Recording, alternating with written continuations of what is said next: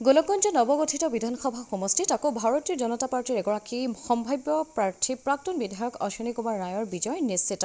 এই মন্তব্য আগবঢ়াইছে অনুসূচিত জনজাতিৰ কেন্দ্ৰীয় সাধাৰণ সম্পাদক নিৰ্মল সূত্ৰধৰ।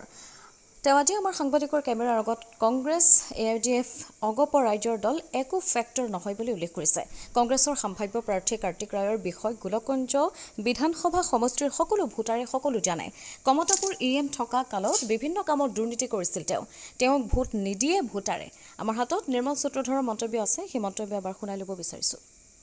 আচ্ছা, আমি ইতিমধ্যে দেখা পাইছোঁ যে ভাৰতৰ প্ৰধানমন্ত্ৰী নৰেন্দ্ৰ মোদী ডাঙৰীয়া, অমিত শ্বাহ ডাঙৰীয়া তেখেতে কিন্তু বিভিন্ন উন্নয়নমূলক কামৰ আঁচনি আধাৰশিলা স্থাপন কৰিছে। এই সম্পৰ্কত আপুনি কি ক'ব? এই সম্পৰ্কত খুব এটা ভাল কথা বুজিছে যে এই সম্পৰ্কত এটা কওঁ যে আমাৰ ভাৰতৰ প্ৰধানমন্ত্ৰী মাননীয় নৰেন্দ্ৰ মোদী ডাঙৰীয়া বা গৃহমন্ত্ৰী অমিত শ্বাহ ডাঙৰীয়া আমাৰ অসমত দেখা নাই যে এনেকুৱা ধৰণৰ প্ৰধানমন্ত্ৰী বা এনেকুৱা ধৰণৰ বৰিষ্ঠ মন্ত্ৰীসকল আহি কিনে বিভিন্ন আধাৰশিলা স্থাপন কৰি আছে বা অসমৰ উন্নয়নৰ কাৰণে তেওঁলোকে চিন্তা কৰিছে বা চকু দিছে। এইটো এটা ডাঙৰ ধন্যবাদ আৰু শুভেচ্ছা আমি জনাব বিচাৰিছোঁ। ইয়াৰ লগত সংগতি ৰাখি কিনে আকৌ নৰেন্দ্ৰ মোদী ডাঙৰীয়া তেওঁৰ কোকৰাঝাৰত আহি আছে আধাৰশিলা স্থাপন কৰাৰ কাৰণে। গতিকে এই ভাৰতৰ প্ৰধানমন্ত্ৰী আজিলৈকে কোনো ধৰণৰ প্ৰধানমন্ত্ৰী এনেকুৱা ধৰণৰ শুভ উদ্বোধন কৰিবলৈ অহা নাই, আমাৰ দৃষ্টিগোচৰ হোৱা নাই এনেকুৱা। আচ্ছা, ইতিমধ্যে আমি দেখা পাইছোঁ যে VP পল মুৰব্বী হাগ্ৰামা মহিলাই তেখেতে কিন্তু বিভিন্ন ভাষ্য প্ৰদান কৰি আছে। বিভিন্ন নিউজ বা নিউজ পৰ্টেলে হওক, বাতৰি কাকতে হওক বা আপোনাৰ ফেচবুকৰ জড়িত হওক, তেখেতে কিন্তু এটা সুনাম গাই আছে ভাৰতৰ প্ৰধানমন্ত্ৰী নৰেন্দ্ৰ মোদী, অমিত শ্বাহ, ডক্টৰ হিমন্ত বিশ্ব শৰ্মাৰ বিষয়ে। আচ্ছা, মই এইটো কৈ আছোঁ যে BTCতকৈ আকৌ BPFে বেছি আসন পাব নেকি?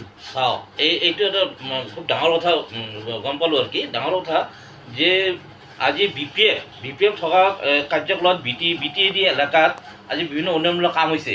বিগত সময়ছোৱাত দেখা গ'ল 5টা বছৰ যে প্ৰমোদ বড়ো যে হেৰি আছিলে BTC চিফ আছিল যে তেখেতে তেওঁলোকৰ কোনো উন্নয়নমূলক কাম আমাৰ দৃষ্টিগোচৰ হোৱা নাই।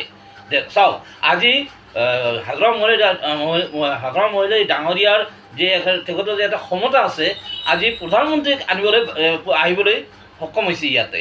চাওক, তেখেতে উন্নয়ন কৰাৰ প্ৰচেষ্টা নাথাকিলে আজি প্ৰধানমন্ত্ৰী কিয় তাতে আহি আছে। আচ্ছা, তেখেতে কি বন্ধুত্বমূলক নিৰ্বাচন খেলিব নেকি? এইটো হ'ব পাৰে কিজানি এইটো ৰাজনৈতিক দলৰ কথা আৰু কি। আৰু যিহেতু একটা সুসম্পৰ্ক আছে নিশ্চয় খেলিব পাৰে। তাৰমানে মই দেখা পাইছোঁ অগপ, আজি চাওক BPF, আজি চাওক ভাৰতীয় জনতা পাৰ্টি, তিনিটা দল একত্ৰিত হৈ চৰকাৰ গঠন কৰিব নেকি? নহয়, ইয়াতে দেখা গৈছে যে BPF য'ত আছে কি BPF এটা বৰ্তমান ক্ষমতাত আছেতো। আৰু ইয়াৰ লগতে আমাৰ ভাৰতীয় জনতা পাৰ্টি নৰেন্দ্ৰ মোদীৰ নেতৃত্বত সহযোগিতা আগবাঢ়ি আছে, উন্নয়নমূলক কামত সহযোগিতা কৰি আছে। এই ক্ষেত্ৰত BPF অহাটো খাটাং, তাতে অগপ বা কংগ্ৰেছ এইবিলাক কোনো ফেক্টৰ নহয়। AGP আৰু BJP আৰু BPF বন্ধুত্বমূলকভাৱে নিৰ্বাচন খেলিব নেকি? এইটো হ'ব পাৰে কিজানি এইটো তেওঁলোকৰ ভিতৰত। তাৰমানে আপুনি ক'ব খুজিছে ডাঙৰীয়া শুনক যে তিনিজন মিলিজুলি ৰাজ্যত আকৌ চৰকাৰ গঠন কৰিব। হয়, এইটো নিশ্চিত।